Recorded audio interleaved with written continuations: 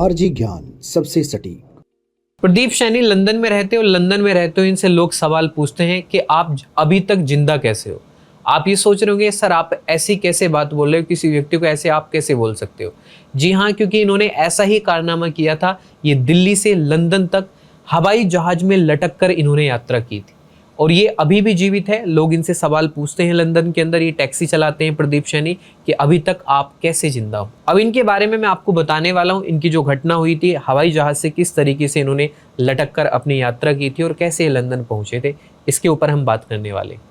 बात है 1995 की। 1995 में पंजाब के रहने वाले प्रदीप सैनी और इनके भाई विजय सैनी को पुलिस लगातार टारगेट कर रही थी और इनको बता रही थी कि आप खालिस्तान को सपोर्ट करते हो, खालिस्तानी सपोर्टर हो, और इनको बार बार धमकी दे रही थी पुलिस गिरफ्तार करने की।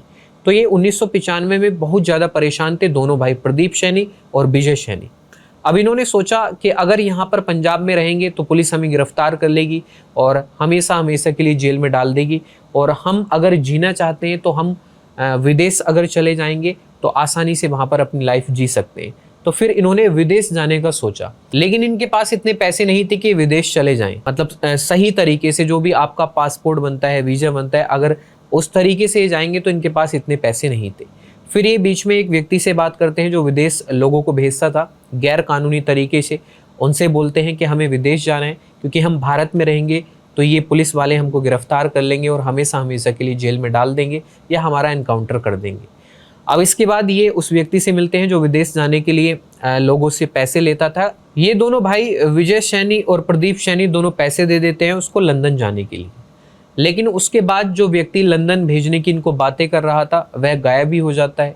मतलब कोई इनसे संपर्क नहीं करता है और इनसे बातचीत भी बंद कर देता है, अर्थात इनके पैसे भी जो हैं वो ले लेता है, लेकिन इनको लंदन गैर कानूनी तरीके से नहीं भेज पाता है। अब इसके बाद ये काफ़ी परेशान थे कि इनके पैसे भी चले गए थे, लंदन भी जाना चाहते थे, भारत में रह रहे थे तो भारत में पुलिस इनको परेशान कर रही थी। अब इन्होंने सोचा क्यों ना हम और गैर कानूनी तरीके से लंदन पहुंच जाए। अब इनको ये पता था कि जो इंदिरा गांधी एयरपोर्ट है दिल्ली में, वहाँ से फ़्लाइट जाती है लंदन, उस फ्लाइट के जरिए हम जा सकते हैं। अब इसके बाद ये इंदिरा गांधी एयरपोर्ट आते हैं। अक्टूबर 1996 की बात है। अक्टूबर 1996 में दिल्ली इंदिरा गांधी एयरपोर्ट पर ही आ जाते हैं।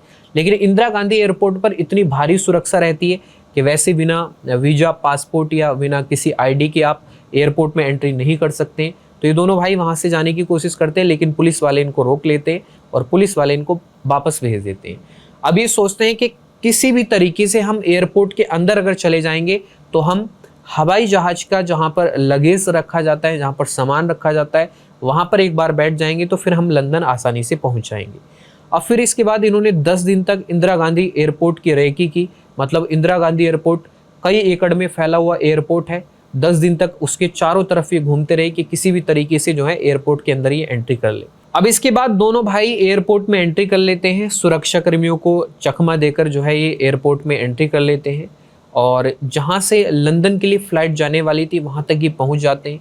और उस फ्लाइट में ये देखते हैं कि जहाँ पर लगेज का सामान रखा जा रहा था वहाँ पर तो सुरक्षा बहुत ज़्यादा थी, लेकिन जो लैंडिंग गियर होता है, जहाँ हवाई जहाज़ के पहिए होते हैं, उन पहियों में एक ऐसा स्थान होता है कि आदमी आराम से बैठ सकता है, इतना स्पेस वहाँ पर होता है, इतनी जगह होती है।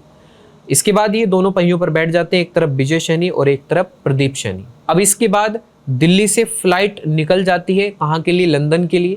और फ्लाइट जो जैसे ही उड़ती है इनको ऐसा लग रहा था कि आराम से हम चले जाएंगे, लेकिन जो हवाई जहाज़ होता है वो माउंट एवरेस्ट की ऊंचाई जो है 8,848, इससे लगभग 4 गुना अधिक ऊंचाई पर हवाई जहाज़ उड़ता है। 40,000 फीट की ऊंचाई पर जो है लगभग हवाई जहाज़ उड़ता है। तो 40,000 फीट की ऊंचाई पर जैसे हवाई जहाज़ जाता है तो -60 डिग्री तापमान हो जाता है।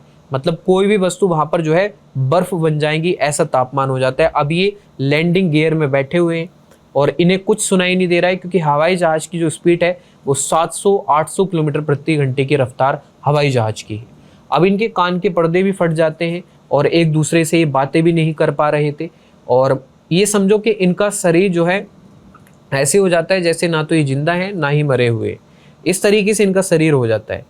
अब इसके बाद जैसे हवाई जहाज़ 10 घंटे की उड़ान के बाद जो है, जैसे ही हिथ्रो एयरपोर्ट पर भारत का जो विमान है वो वहाँ पर लैंडिंग करता है और लैंडिंग के बाद जो सुरक्षाकर्मी वहाँ पर आते हैं, सुरक्षाकर्मी देखते हैं कि विमान ने सही तरीके से लैंडिंग की है, कि वहाँ पर कोई दिक्कत परेशानी तो नहीं है। तो वहाँ पर वो जो सुरक्षाकर्मी आते हैं वो देखते हैं कि लैंडिंग गियर में कोई व्यक्ति बर्फ़ से ढका हुआ वहाँ पर लेटा हुआ है, और उसके बाद जब उस व्यक्ति को देखते हैं तो उसकी सांसें चल रही थी, और ये प्रदीप सैनी थी जिनकी सांसें चल रही थी। अब इसके बाद प्रदीप सैनी को वहाँ से सुरक्षाकर्मी निकालते हैं, अस्पताल में इनको भर्ती कराया जाता है, और इनका इलाज चलता है लगभग 3-4 दिन तक इनको कोई होश नहीं था, और लगभग 5वें दिन इनको होश आता है, और इनसे पूछा जाता है कि आप कौन हो, कहाँ से आए हो। लेकिन ये हिंदी में बात कर रहे थे, जो सुरक्षाकर्मी या वहाँ पर जो अधिकारी लोग थे वो सब इंग्लिश में बात कर रहे थे। अब एक व्यक्ति को बुलाया जाता है जो हिंदी इंग्लिश दोनों को समझता है, फिर उसके बाद वो इनकी हिंदी समझता है, और ये बार बार यही पूछ रहे थे कि मेरा भाई कहाँ है, मेरा भाई कहाँ है। अपने भाई विजय सैनी के बारे में बात कर रहे थे कि मेरे साथ मेरा भाई विजय सैनी भी आया था, वो कहाँ है।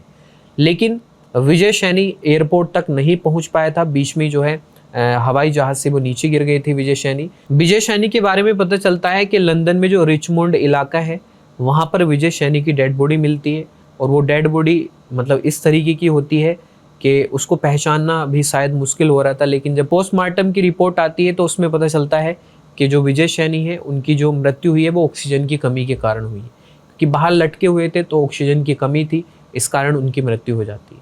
अब इसके बाद प्रदीप सैनी बहुत रोते हैं, मतलब अपने भाई को लेकर, कि अगर भारत में रहते तो पुलिस वाले एनकाउंटर कर देते या जेल में बंद कर देते, और अब यहाँ पर आए हैं तो हमारे साथ हमारा भाई नहीं है। इसके बाद ये गैर कानूनी तरीके से इंग्लैंड पहुँचे थे, लंदन पहुँचे थे, तो इनके ऊपर केस दर्ज कर दिया जाता है, और फिर इनका केस कई साल तक जो है अदालत में चलता है। 2014 में अदालत इसका फैसला सुनाती है, और जज साहब भी बोलते हैं कि प्रदीप सैनी से कि आप कैसे बच गए, मतलब इतने किलोमीटर की दूरी आपने जो है बाहर हवाई जहाज के पहिए पर बैठकर आप यहाँ तक आए, और आप कैसे बच गए। मतलब बार बार इनसे जज यही सवाल पूछ रहे थे, और इनकी हौसला अफजाई बढ़ाते हैं कि आपने इतना बड़ा काम किया है, ठीक है, शायद ही कोई ऐसा काम कर पाता है कि पहिए पर बैठकर जो है यहाँ तक यात्रा करना। और 2014 में इनको इंग्लैंड की नागरिकता दे दी जाती है वहाँ की सरकार के द्वारा, और आज ये इंग्लैंड में रहते हैं, इंग्लैंड में टैक्सी चलाते हैं वहाँ पर, और आज भी लोग इनसे सवाल पूछते हैं कि आप कैसे ज़िंदा बच पाए थे। तो आपको मैंने ये पूरी कहानी बताई, मेरा उद्देश्य आपको इस कहानी के बताने का यही है कि प्यारे भाई, इस तरीके से गैर कानूनी काम नहीं करनी चाहिए, क्योंकि देखो इनके भाई की तो जान चली गई, ठीक है, और शायद हो सकता था इनकी भी जान चली जाती, क्योंकि बहुत बड़ा मुश्किल काम था ये। और दूसरा मैं यह भी कहना चाहूँगा कि भाई जो पुलिस वाले हैं, जैसे पंजाब पुलिस थी उस समय, अगर ये निर्दोष थे तो इस तरीके से इनके ऊपर जो है कोई भी मुकदमा दर्ज करना या कोई भी ऐसी कार्रवाई करना उचित नहीं था, ठीक है। पहले पुलिस वाले पूरे अच्छे तरीके से जांच करें, उसके बाद ही कोई फैसला सुना पाए। और अगर आपको ये वीडियो पसंद आई है तो प्यारे भाई कमेंट करके ज़रूर बताना, और चैनल पर नए हैं आप तो चैनल को ज़रूर सब्सक्राइब करना। अब मिलते हैं नेक्स्ट वीडियो में, तब तक के लिए जय हिंद, जय भारत, ओके बाय।